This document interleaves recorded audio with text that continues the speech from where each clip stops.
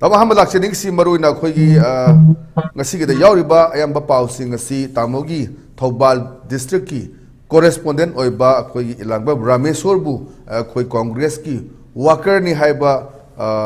Kangbu Krena Hiroki, Dona Puram Bagi Pauche, Tamodu Sang Yaure, Aduga Tuantomba, Amju, Amadi, Editor Gils Manipuna, su condemn Toba, Aduga, Kakchingi, Journalist Association, Tobal, Journalists, Mayam Sinakoi, Paumi Pubaki Tomasi Yamna, Yaning Dava condemn thoroughly. Thougdosi Tamona and a Marichim Kangani, Tamogi, district correspondent in Labani, Toyo Thodoshida, as the editor Amoina, Aduga, the journalist Amoina, Tamokari Habiding Belay, Paumi Pau, they take to opposite. Election Marilina, I mean the Kutabu, Amno, Hajadaba, Lamchat, don't set a manana, I have this my content. Correspondent were about Rami Shaw, quite an active way about quite a Logan by document showed the power either evidence like the power either other before me. Adu Maranchi. Mahamadi Magi Apuga Mufensi, Sumang the Yuotari, the Moimari, some night Congresski, intending candidate to Odiba, M. Okendrogi, Magi, New Kuntramu, Lago, New Taramu, Amala Pandalega, New Amaga,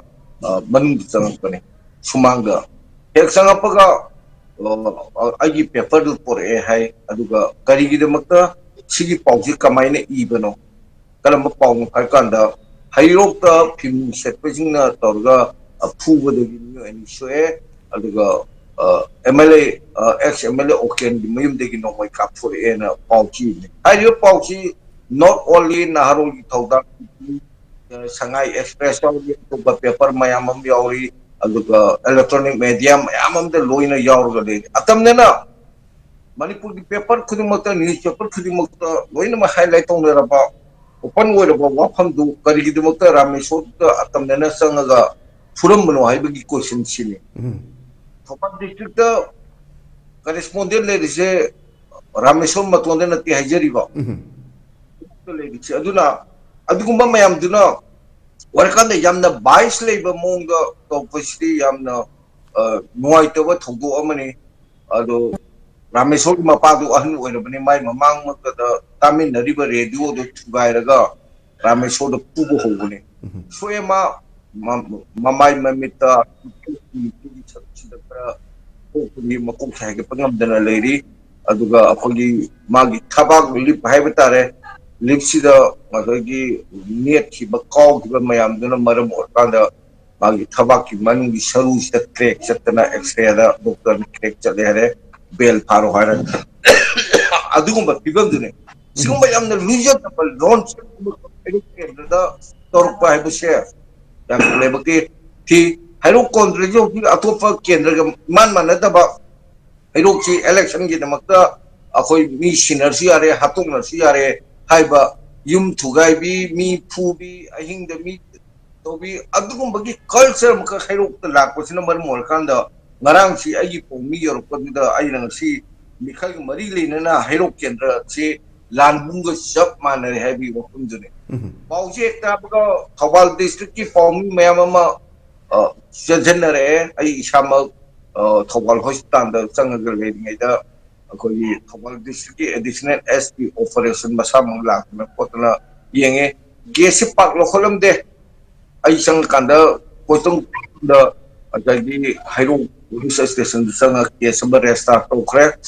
adom Ramesho the full me mi sindu kala kanano identify loi tore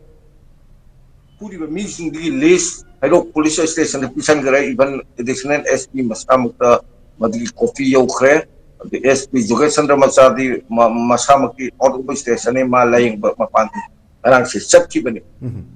sumaina to busina hero to le riba samne hinjeri ba Akudi music pun sisi da amna aka akum naiba masagi akiba tujing ba mipai ba mayamam lere vote si pasana lay yaro masalna lay bi yaro magi apam badu khade diseno aduga madugum bagi haidok kendra thone bi pihan bayam je XMLA M Okendro na kari haki magi function da Radheshyam ने करी high की ये कौमी ने report तोरो तोरो कौमी दा करी की दम तो मोई सॉरी नो आई कौमी ने ngasi वमु तो ओकेंडो की अगेंस्ट दा अदुगा राधेश्याम की अगेंस्ट दा मा मसांग युग पर्सनल ओबे इंटरेस्ट कौन दा हपलिट्री थरक पलिट्री मतलब युग मणिपुर की मियाम की पॉलिसीज दा हमने रिपोर्ट नॉर्मल न्यूज़ मयाम दुनी रिपोर्ट तोरो तोरो थोबाम डिस्ट्रिक्ट की मयाम की हपलिची अदु ngarang di yamna laibak thiba thoguk tu da Ramesur si kitang ma kari hai ni disability ki kenosu lebni na ni na ngang bude na kung si tadra bani yar et hap kan da yam wana pau ijer kan asoi ngam yaw tu na tojeri bani adu magi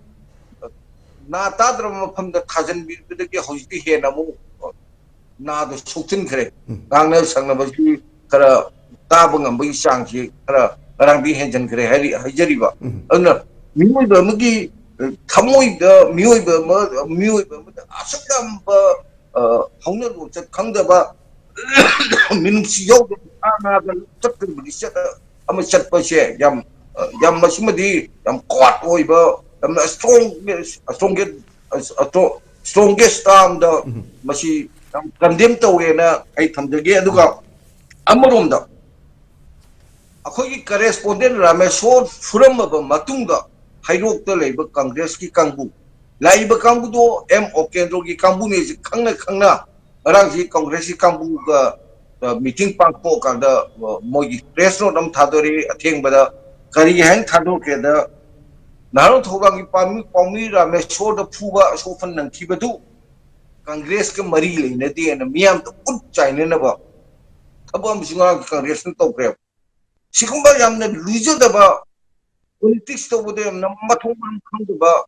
miam ji upchar ga vote ka gani ka kan bi wakhalun simadi machi tawdaba na phai na ai samay tamje